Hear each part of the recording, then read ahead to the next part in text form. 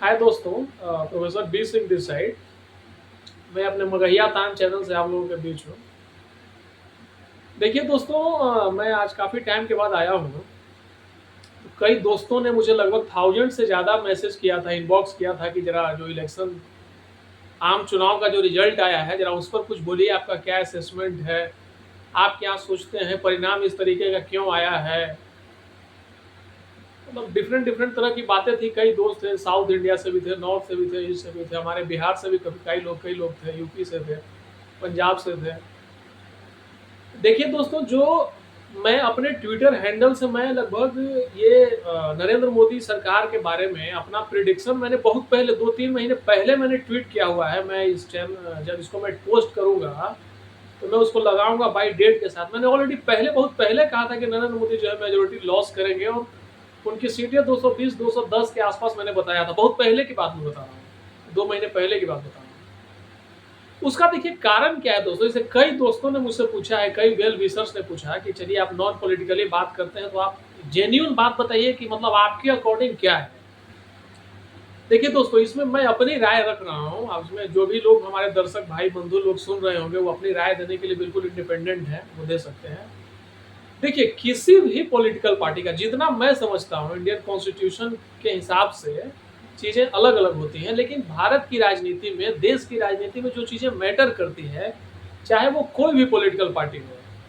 अगर कोई भी पॉलिटिकल पार्टी अगर अपने आइडियोलॉजी से पीछे हटेगी, जिसकी विचारधारा है, जिस विचारधारा पर उस पार्टी का जन्म हुआ है, और अगर उसको डिनाई करने की कोशिश करेगा कोई भी, मैं किसी क्षेत्रीय पार्टी की भी बात कर रहा हूँ और राष्ट्रीय पार्टी की भी बात कर रहा हूँ।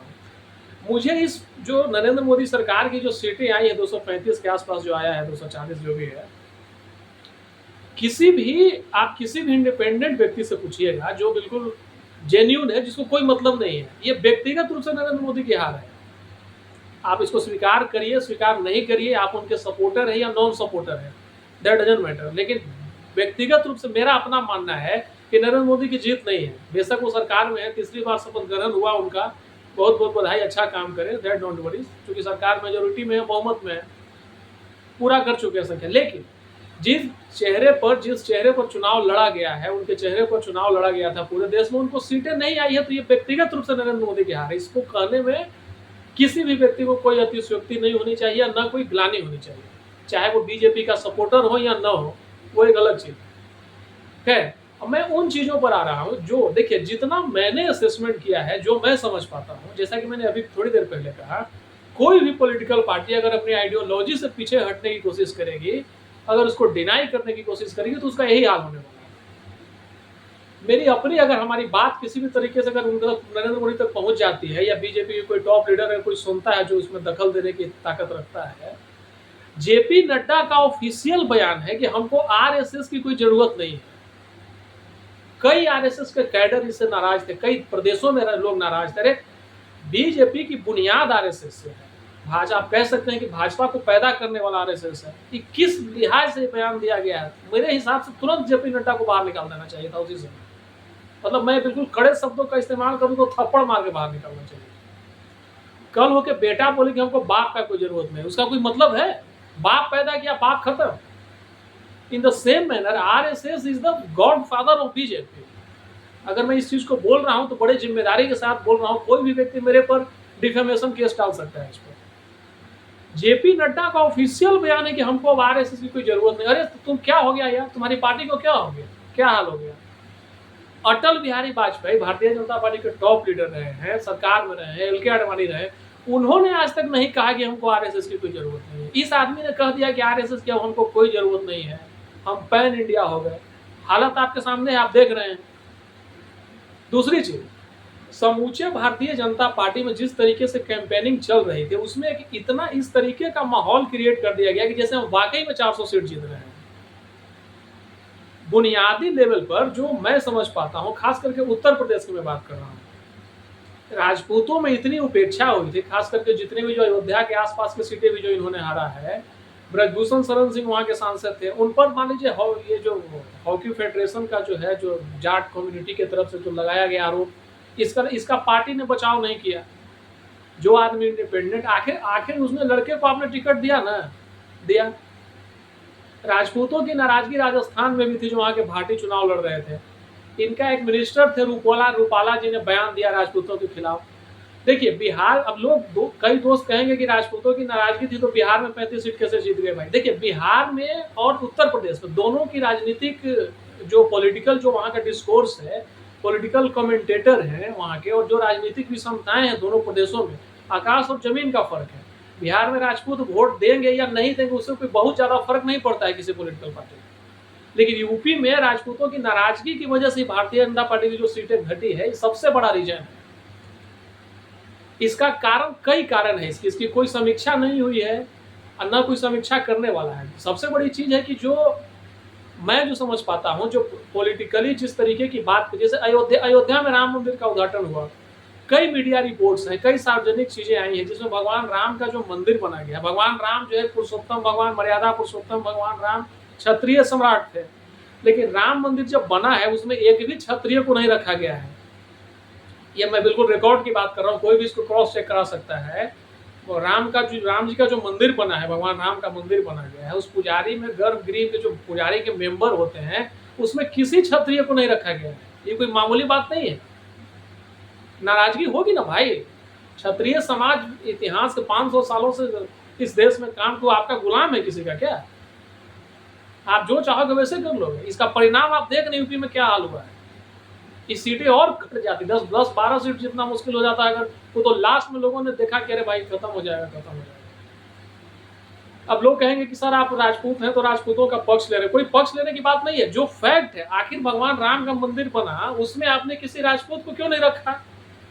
जो बीजेपी की जो टॉप लीडरशिप है उससे इस सवाल को पूछा जाना चाहिए। मेरे हिसाब से तो वोट देना नहीं चाहिए था, लेकिन लोगों ने फिर भी दिया कि चलो भाई जो भी है। सेकेंड थिंग, जो प्रदेशों में, जो सरकार प्रदेशों में जिस भी पार्टी से गठबंधन आपने किया है या जहां पर भी किया गया है, आप जो वायदे करते हैं, जो वादा कर रहे हैं, उसका प्रधानमंत्री के लेवल से भी जितनी भी बातें करी गई हैं उसकी कोई मॉनिटरिंग सही ढंग से नहीं करी गई इसमें।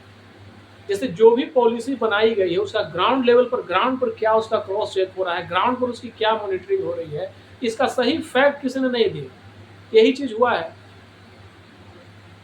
कुल मिलाकर के मेरा अपना मानना है कि भारतीय जनता पार्टी ने इस चुनाव में नरेंद्र मोदी जी के लेवल से, अगर ये चर्चा हुआ होगा या नहीं होगा मुझे नहीं पता, लेकिन जो भी चीजें कही गई है इसमें पार्टी जो है अपने आइडियोलॉजी से पीछे हटते हुए दिखी है, मेरा अपना मानना है। जैसे कई मामले, जैसे नुपुर शर्मा का भी मामला था, एक और लीडर था, उसको पार्टी अपने लेवल से बचाव करने की कोशिश नहीं की। ठीक है उनका रिमार्क्स बिल्कुल गलत था, उसकी कड़ी निंदा की जानी चाहिए थी, लेकिन जितना प्रोटेस्ट किया गया था नुपुर शर्मा को, उस मामले में पार्टी ने कोई बचाव नहीं किया। तो आप बोलते कुछ है, करते कुछ है, तो आपका जो वर्कर है, सारे के सारे वर्कर आपके गुलाम नहीं ना भैया। सो पार्टी के लेवल पर इसमें बहुत तरह के तरीके की बात करी गई है। कांग्रेस पार्टी की जो सीटें आई है वो कोई आसमान में से वोटर नहीं आ गया है, आप ही के वोटरों ने कांग्रेस को वोट दिया है, बीजेपी के वोटरों ने वोट दिया है ना कांग्रेस को भाई। अच्छा, इन सभी चीजों से नाराजगी की वजह से जो हार्डकोर आरएसएस के वर्कर रहे हैं, जो संघ के कट्टर कार्यकर्ता रहे हैं, जो पार्टी की आइडियोलॉजी को बनाते हैं, विश्वास रखते हैं, लगभग ऐसी मतलब रिपोर्टिंग है कि लगभग 1 करोड़ के आसपास युवाओं ने वोट नहीं दिया है, वोट देने नहीं गए, घर से निकले नहीं है वोट देने। ये भी एक बहुत बड़ा कारण है। इसकी मॉनिटरिंग हुई है कि नहीं हुई है, कि गृह मंत्री अमित शाह अपने चाणक्य माने जाते हैं अपने आप में, उनको इस चीज की मॉनिटरिंग करनी चाहिए कि आखिर ऐसा हुआ क्यों। ये किसी भी पॉलिटिकल पार्टी के ऊपर है। अगर कोई भी पॉलिटिकल पार्टी अगर अपने मूल आइडियोलॉजी को ही बोल देगी कि हमको नहीं कोई लेना देना है, आरएसएस से कोई लेना देना नहीं है, आरएसएस से हमको कोई जरूरत नहीं है, तो फिर आरएसएस का कैडर तुमको वोट क्यों देगा भाई? तुम कौन होते हो बोलने वाले? बीजेपी एक कार्यकर्ताओं की पार्टी है, जैसा कि कहा जाता है कैडर बेस्ड पार्टी है, कार्यकर्ता आगे बढ़ता है। अब कल होकर वही कह देगा कि नहीं होगा। ये चीज उनको कम से कम क्षेत्रीय पार्टियों से सोचना चाहिए। जैसे लालू जी की बात ले लीजिए, आरजेडी की बात ले लीजिए, वो कहते हैं ना भाई कि हम धर्मनिरपेक्षता को मानते हैं, सामाजिक न्याय को मानते हैं। कभी आज तक लालू जी को आपने सुना है बोलते हुए कि मैं अब धर्मनिरपेक्षता से हमको कोई मतलब नहीं है, सामाजिक न्याय से कोई मतलब नहीं है। इन द सेम मैनर अगर कोई पॉलिटिकल पार्टी इस तरीके की बात करेगी तो कार्यकर्ताओं में तो रोष होगा ही होगा ना। जो पार्टी का वर्कर हो क्यों जाएगा वोट देने भाई? खुलेआम राजपूतों को राजस्थान में जलील किया गया, खुलेआम। इसकी कोई मॉनिटरिंग नहीं है कि सेंट्रल गवर्नमेंट के मिनिस्टर लेवल तक के लोगों ने राजपूतों को भला बुरा कहा, उसको डिनाई करने में, माफी मांगने में अमित शाह को 8 दिन लग गया। 8 दिन लग गया तो रहेगा आपके पास, वही रह जाएगा, वोटिंग वही रह जाएगा। इतिहास गवाह है कि इस देश में राजपूतों ने जिसको चाहा है वही गद्दी पर बैठा है, और जिसको चाहा है वही गद्दी से उतरा है। इसमें कहीं कोई दो मत है, किसी को भी भ्रम नहीं पालना चाहिए। आप किसी को अगर अल्टीमेट करेंगे, अपनी आइडियोलॉजी के बुनियाद पर किसी को भी भरा बुरा करने की कोशिश करेंगे तो आपका यही हाल होने वाला है। अभी भी वक्त है, मेरी अपनी राय है, भारतीय जनता पार्टी को जो लोग चला रहे हैं उनको इन चीज़ों पर ध्यान देना चाहिए, और तभी जाकर के आगे उनकी मॉनिटरिंग हो सके कि वो काम सही ढंग से हो सकेगा। आप 400 बार बोलने चले गए। आप जानते हैं, आप बिहार विधानसभा चुनाव इसी लेवल पर हार गए। विपक्ष इस बात को कहने में पूरी तरीके से सक्षम हो गया, लगभग लोगों को मॉनिटरिंग करने में वो सक्षम हुआ कि सरकार में आएंगे तो वाकई में कॉन्स्टिट्यूशन बदल देंगे। और आप कुछ भी नहीं करते हैं, लेकिन आइडियोलॉजी जो आप जिस तरीके की जो आप बातें करते हैं, जो करते हैं, उस लेवल पर तो लोगों के तबके में जाता है ना भाई कि आदमी आरक्षण विरोधी है। ये भी एक माहौल क्रिएट हुआ, देश में क्रिएट किया गया कि 400 सीट इसलिए मांग रहा है कि आरक्षण हटाएगा, तो हटाएगा तो एक बहुत बड़े तबके में ये चीज़ें गई हैं। ऐसे ही चीज़ें नहीं हो रही है। आपका तो जो माइनॉरिटीज वोट तो आपको मिलता नहीं है, तो उनके साथ जो ये पिछड़ों का वोट जो कंसोलिडेट हुआ है, वही वोट निर्णायक हुआ, वही वोट आपकी सीटें हराने में कामयाब, जिसका परिणाम है कि ये हाल हुआ। कुल मिलाकर के अगर मेरे से कहा जाए तो मैं एक ही बात कहना चाहूँगा कि जो भी पॉलिटिकल पार्टी अगर अपनी आइडियोलॉजी से कॉम्प्रोमाइज़ करेगी उसका यही हाल होने वाला है, चाहे वो कोई भी पॉलिटिकल पार्टी। मेरा अपना मानना है कि भारतीय जनता पार्टी की जो सीटें घटी हैं, वो घटी है सिर्फ और सिर्फ अपनी आइडियोलॉजी से पीछे हटने से, अपने विचारधारा को कमज़ोर करने से, और अपने विचारधारा को खुल करके जो है जनता के बीच में नहीं रखने से उनका ये हाल हुआ है। पिछले 2 चुनावों में ऐसा नहीं था, इस बार ऐसा हुआ है। चाहे ये गलती प्रधानमंत्री के लेवल से हुई हो, या जो चुनाव कैंपेनिंग कमेटी को जो भी लोगों ने हैंडल करा है, उस सभी लोगों की इसमें गलती है। बिना बेझिझक उनको इसको क्रिटिसाइज करते हुए हाइड आउट करना चाहिए और सुधारना चाहिए, तभी चीज़ें सुधरेगी। ये मेरा अपना मानना है। बाकी आप लोगों की राय का मैं बहुत बहुत प्रणाम करूँगा, नमस्कार करूँगा, उसको सुनने की कोशिश करूँगा। बहुत बहुत थैंक यू।